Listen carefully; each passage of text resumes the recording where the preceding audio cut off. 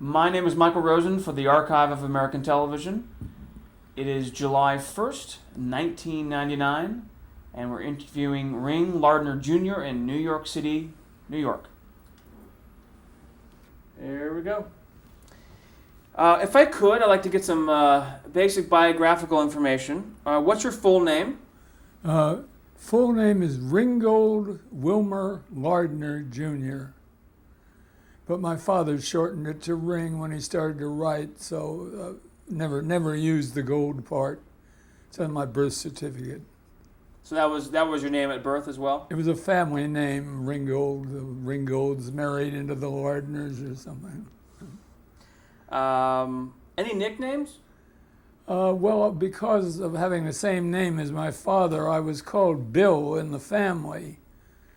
But I've now been the sole survivor of that family of 6 for the last 40 years, so there's nobody left who calls me Bill.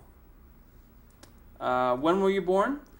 In 1915, August, in Chicago. My 3 brothers and I were all born in Chicago. My parents had 4 children, all boys. All boys. Yeah. That must have been a handful. All boys? Yeah. What was your father's name? Ring Lardner, and he was the humorous short story writer. When I was a child in the 1920s, his was really one of the best known names in America, because he was, writing a syndicated newspaper column which appeared in 80 newspapers, plus a syndicated comic strip based on his book You Know Me Al about baseball.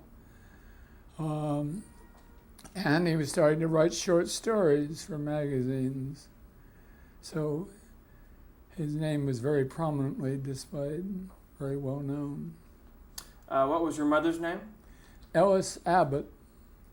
She came from a family in Indiana that had moved to Indiana from Massachusetts, where they had been early settlers in the town of Andover, Massachusetts, whereby, and maybe it's not just coincidence I went to school there, but.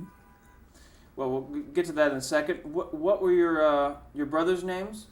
John, James, and David. James and David were both killed in war, and I'll come to. John died at 47 of a heart attack. Well, James and David and John seem fairly common. So you got the ring.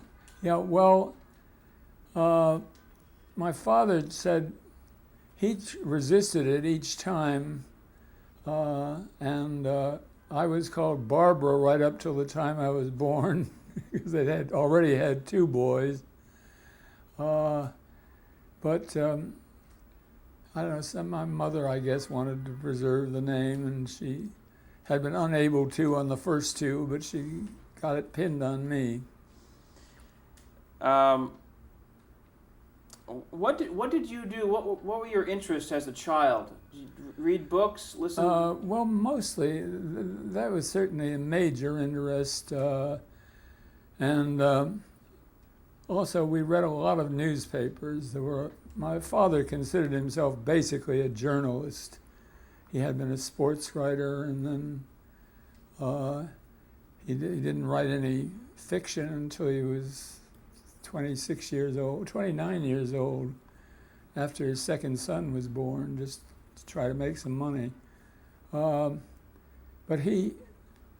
we all read several newspapers a day. You know, there were 6 or 7 in New York, and we were we moved from Chicago east in 1919 when I was 4, and we lived in Great Neck, Long Island, and we all read these newspapers and would discuss at lunch with my father which newspaper had the best story on which event.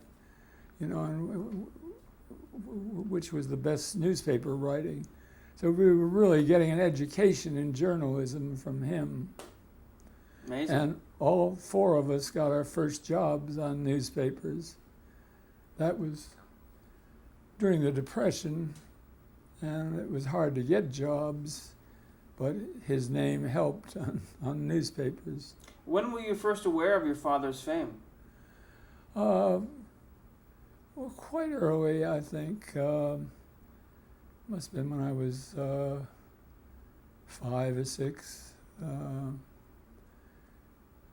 Well, actually, he wrote a book under my name about our trip east.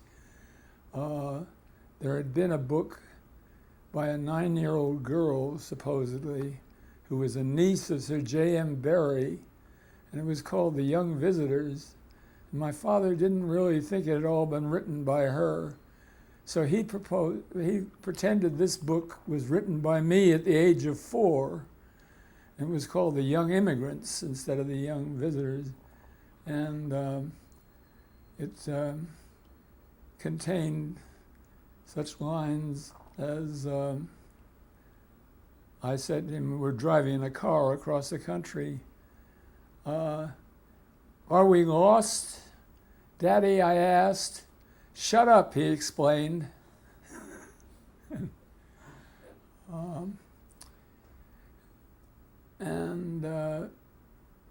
So I saw that book came out when I was about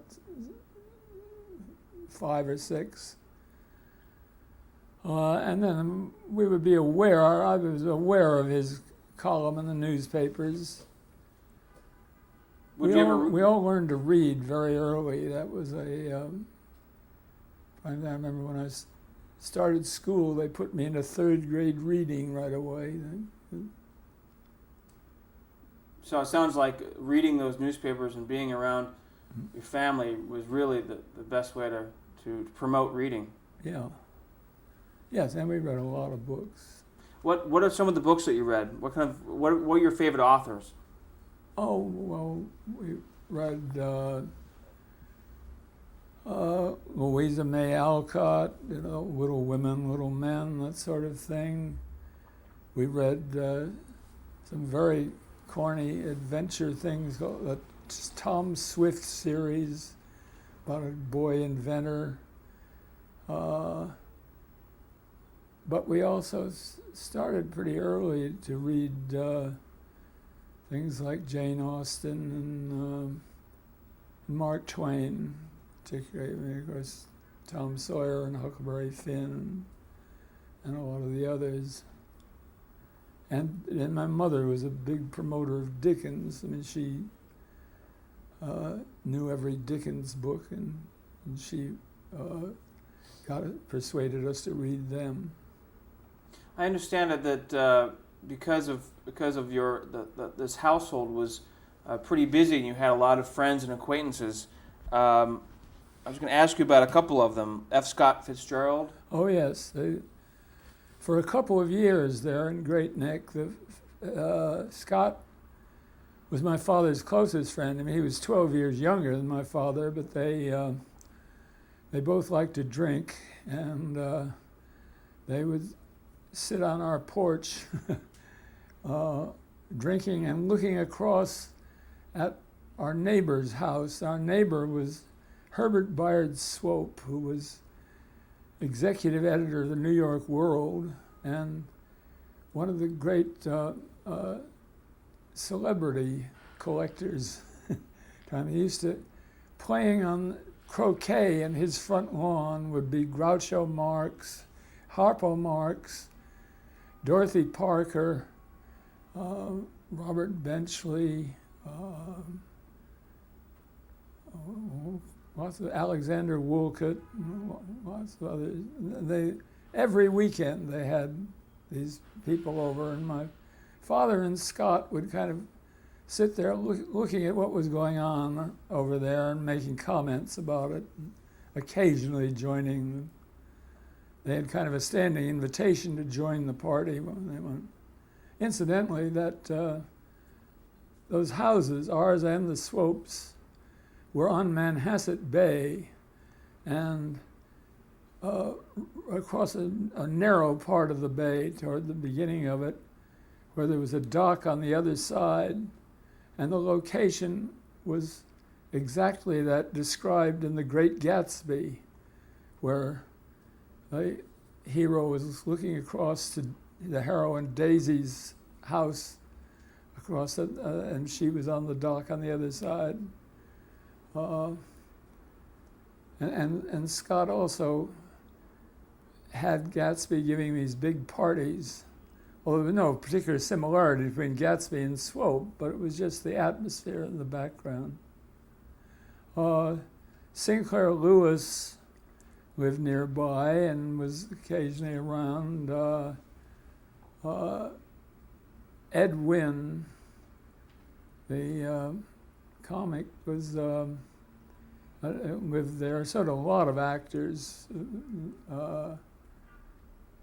who were on the New York stage, and my father knew a lot of them. You mentioned the Depression earlier. How did the Depression affect your family? How did it affect? Well, generally speaking, magazine prices went down. That is what my father had been getting up to $4,000 a story, and that got tightened down during the Depression, so he had to do more work, more different kinds. But we nevertheless, they were very comfortable, and we all never went to public school. We went to private schools in Great Neck and to Phillips Academy, Andover, and then to Harvard, Princeton, and Yale. All two at Harvard and one at Yale and one at Princeton. I went to Princeton, but nobody ever finished in my family, including my father. My mother was the only college graduate. She had been in the class of 1909 at Smith College and an honor student, but no other college graduates. That's surprising. Why do you think that was? And we can talk about why you didn't, but I mean, the whole family. It was kind of a restless, anxious to be doing something, and we all quit to get jobs on newspapers. And I started, well, I had an article published in the first issue of Esquire magazine when I was 18. It was about life at Princeton, and that and some other things I did. I wrote a Princeton Triangle show, and I've been editor of our school magazine. Oh, and I also wrote we had a humorous publication, the Princeton Tiger, that I wrote a column for. I'm saying this, what? I'm sorry. But, I mean, because it was relevant to my getting my first job, was in going to Hollywood just after my 20th birthday. I was going to ask you if, well, actually, before we finished with Princeton, I wanted to go back for a second. You mentioned that you attended Phillips Andover Academy. Yeah. What kind of interest did you have then? And was writing one of them at that point? Yes. I was editor of the literary magazine there. So I was getting other people to write things and writing pieces myself for it and editorials. I won a couple of essay contests they had at commencement. Yes, I was definitely writing. Although I wasn't sure I was going to be a writer, I also thought about being a lawyer or something. But it's what I spent most of my time doing. And then you went to Princeton University, and you mentioned your other writing activities. Why did you decide to leave and not finish school? Well, my father had died at the beginning of my second year at Princeton, and that meant my mother's income was considerably reduced. I mean, she just had his life insurance, the income from that to live on, and so the cost of Princeton was a bigger factor than it had been, and I felt I wasn't really getting enough out of it to justify that. And as I say, my two brothers older brothers had already left and were working on papers, and I just felt I could learn just as much reading and working. I did extract. I got my mother put up $500 for me to go to Europe the summer after I left, and I visited Nazi Germany briefly and the Soviet Union mainly, and signed up at a new school in Moscow that had been set up for English and American English-speaking students. That was the first year, summer of '34, that America recognized the Soviet Union after the revolution.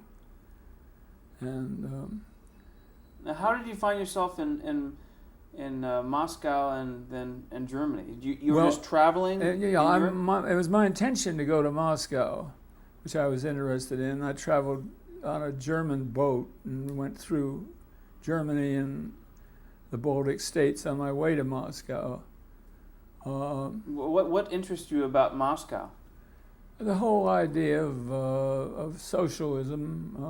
I mean, it sounded like an interesting experiment, and as a matter of fact, in those days, it was. And it was really a very vivid contrast when all the countries in the West were full of unemployment and really desperate conditions, some of them in this country. In Moscow, everybody was building something, the new things, buildings going up, new enterprises being started, and a lot of optimism. That interested me. Then I heard about this school there, and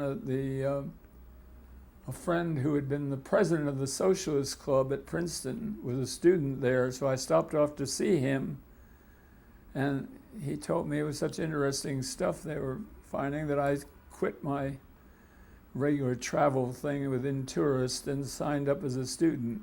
What was your friend's name? I don't remember. I think I have it here, actually. Andrew, right? Well, I think I have it somewhere, but I'll mention it if I see it here. Well, what was the name of the school in Moscow? It was called the Anglo-American Institute at the University of Moscow. So there were a lot of English-speaking people? Yeah, it was all English-speaking. The Russian professors spoke different degrees of English.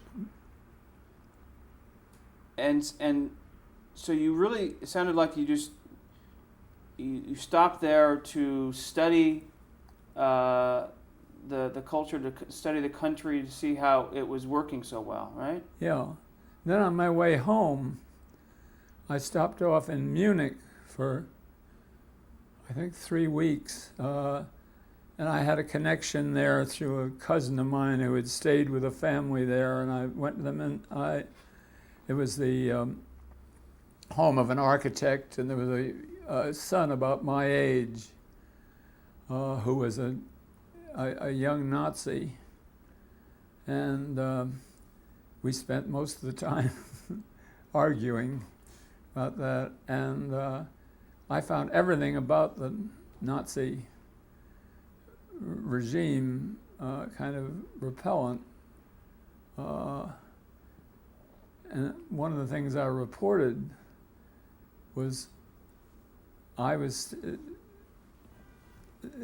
Hitler went by in a car with a lot of people behind him and other cars and people lining the streets watching. And I was there, and I was probably the only person who recognized the man sitting in the seat with him, who was William Randolph Hearst. And I mentioned this, I think, to some newspapermen when I got back to New York.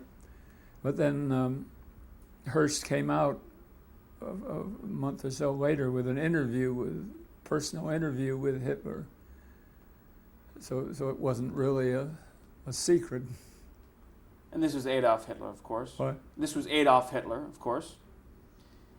That, I just want to say the full name of Hitler. That was Adolf Hitler. Adolf Hitler, yes. So when you came back to the U.S., which was what, 1935? It was 1934. I came back and I went as my two older brothers had to see a man named Stanley Walker, who was city editor of the New York Herald Tribune, and he had given them both jobs there. He was a great newspaper man. I went to see him, and he said, "Well, I think I'll have a job for you in a couple of months, but it'll be a strange one." And that's all he'd tell me. And then I found out a couple months later that he had accepted a job to be managing editor of the New York Daily Mirror, which was a Hearst tabloid. And he had an idea that he could make a tabloid into a real people's newspaper and on a higher level than it had been. Anyway, he gave me a job as a reporter, but his project didn't work out at all. That Arthur Brisbane, Hearst's right-hand man, columnist, so was really in charge of the paper and wouldn't allow any of the improvements that Stanley Walker wanted to make. And Walker finally had to quit and went to work for the New Yorker. But I stayed just that year, most of 1935, until just by chance I was through this former neighbor, Herbert Swope, whose son, Herbert Bayard Swope Jr., I roomed with my second year at Princeton, that I got recommended to David Selznick, who was starting a new company. He was leaving MGM and starting his own company. And there were these several published things of mine, this article in Esquire and some other stuff I'd written that he presumably looked at and thought I could be a writer. And so he offered me a job at $40 a week, whereas I was getting $25 on the Daily Mirror. And I flew out to California and the job was in the publicity department. I became the assistant to the head of publicity there. And that allowed me to spend a lot of time on sets, interviewing people. And we had some interesting actors working for him. Marlene Dietrich was one, and Frederick March, and Janet Gaynor in a picture called A Star is Born. And now, do I understand it correctly that you worked on A Star is Born? Yes. Bud Schulberg, who was a reader in the Selznick story department, and I were asked by Selznick, who didn't like the ending of A Star is Born, which was already shooting. He asked a lot of writers all over the country to think up an ending, and he chose the one that we thought up. You and Bud together, which we had Janet Gaynor, the new movie star, introduced at Grauman's Chinese Theater an opening of her starring picture saying, "This is Mrs. Norman Maine," who was the character played by Frederick March, who had just drowned himself, who was a fading star. And anyway, the picture was remade twice, and they used the ending again both times. Fantastic. So that was your first experience specifically writing for a feature. Yeah. Describe David O. Selznick. What kind of personality was he? Well, he was a very interesting one. He made movies in an entirely different way than they're made today. I mean, he really was the auteur of any movie he had to do with. He would read every line of the script and rewrite some of it himself. He'd tell the director what he wanted him to do, and then at night look at the rushes and decide which were good and what had to be reshot. He had to do with costumes, with sets, with publicity, with every phase of it. If, people sometimes asked him why he didn't direct the pictures himself, and he said he was too busy with more important things. And it was easier just to tell the director what to do, and if the director didn't do it the way he wanted to do, he got another director. He did. He had several on Gone with the Wind eventually, and he was on the set some of the time just to see that things are being done right, but mostly he just sat in his office reading stuff and dictating notes. He was known as the great dictator, and my first wife was his secretary at that time, and she took a lot of dictation from him, but had never really learned shorthand, and so she just made notes and then wrote it in her own words. But the things usually said dictated but not read by David O. Selznick, and he once after she went on a train with him to New York, with him dictating all the way. When they got to New York, he bought her a present from Cartier's. It was a silver flashlight pencil for writing notes in a dark projection room. Amazing. Anyway, we were had 2 children, and were divorced, and Frances and I have now been married for 53 years. Congratulations. And we're going to change tapes.